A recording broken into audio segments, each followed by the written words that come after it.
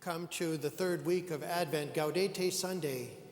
And as David said at the beginning of the liturgy, Gaudete in Greek, or Latin rather, means rejoice. And it's the first word of the entrance antiphon, rejoice. And we rejoice because Christmas is drawing nearer and nearer. And we have John the Baptist in the gospel today. And people are drawing near him and they're asking, what should we do? What should we do? Because he's told them in the previous passage that they need to produce good works in the name of the Lord. So they're coming to him saying, what should we do? Tax collectors, soldiers, others are coming to him, what should we do? And this is oftentimes what we do in prayer. We go to the Lord and say, what is it you want me to do? And sometimes it's hard to discern what the Lord is asking us to do, but some of the things that he tells them are things that we should do. He says, don't take more taxes than prescribed. Give to the poor some of your food, some of your clothing. Don't bully the people.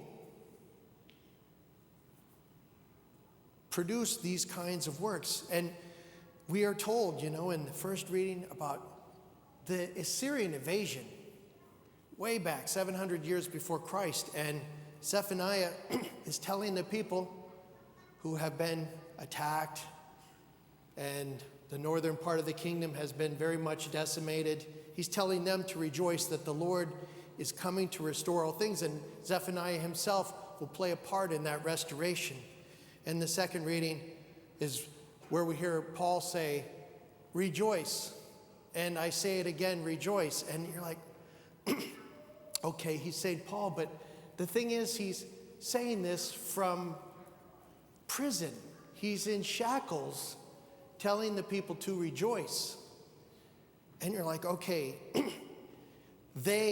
Zephaniah and St. Paul, they are looking beyond their present situation. And they are speaking about rejoicing, and then they encourage others to rejoice. And thinking about our own situation, in these last few years have been very tough. We've seen difficulties both inside and outside the church. We've seen difficulties in the political realm. We've seen this COVID thing that never seems to go away. And we step back and say, how can I rejoice? How can I look beyond the present situation and find joy? So I was going to ask you to maybe chime in a little bit and tell us what we can do during this time to prepare the way, to rejoice in the Lord. What are some of the things we can do? I mean, we've heard that we can give to the poor some of our food, some of our clothing, not to abuse others, to give others their due. What else could we do? You can just chime in. Buy a Christmas tree. Okay. Buy a Christmas tree, and it's fun to decorate, and then think about, here you go, what is coming, decorate that tree and say, okay, we're putting lights on here, and those lights symbolize the light of the world coming to us. What else? Mend your relationships. Make amends to others. And if we're on the outs with somebody, we do our best to own our side of the street and to say, I'm sorry, and what can I do to make it up to you? What else can we do? Count our blessings. That's beautiful. Count our blessings.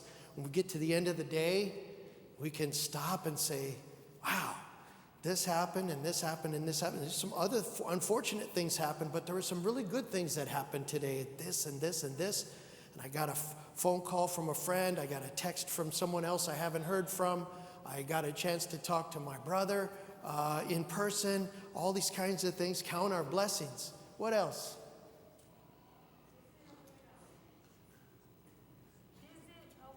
Visit a widow. Visit a widow. And it's unfortunate, we have several COVID widows in the parish now. Women that would not have been widows except for what had happened in the last 2 years, visit a widow and try to make things a little bit better for her. Or maybe it's a him, a widower. What else? Adopt a family. How can we do that?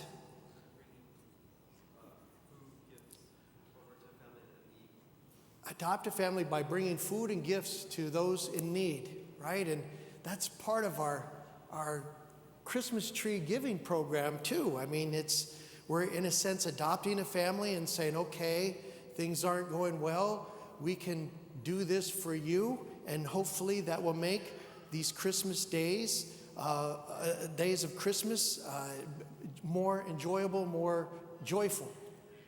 What else? Pray the rosary. It's a great suggestion, to pray the rosary. In the rosary, we call on prayers of Mary. Today is the feast of Our Lady of Guadalupe. We call on her, and we ask her to assist us in our prayers and assist others in prayer, that they may have the grace of God as they walk forth in this life. The wonderful suggestions. You know, and that one suggestion that you said, count your blessings. I was talking with one of our parishioners after Mass last night, and I got to the end of the homily and I forgot the punchline. and so I said it at the announcements, and she came up to me and said, and the punchline was to be grateful, to be thankful for the things that we have, to begin our day in an attitude of thankfulness and end the day in thankfulness, maybe even making a list of things that we're grateful for, 5 things.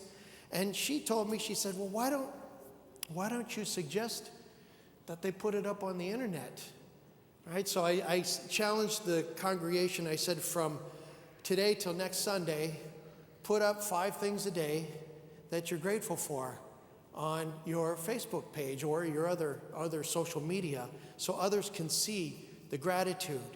I think this is a big part of rejoicing in these days when sometimes we say, well, I don't know if there's a lot to rejoice over. Well, maybe if we step back and we breathe in the Holy Spirit, He will give us these things to be grateful for. Friends, rejoice always in the Lord. I say it again, rejoice.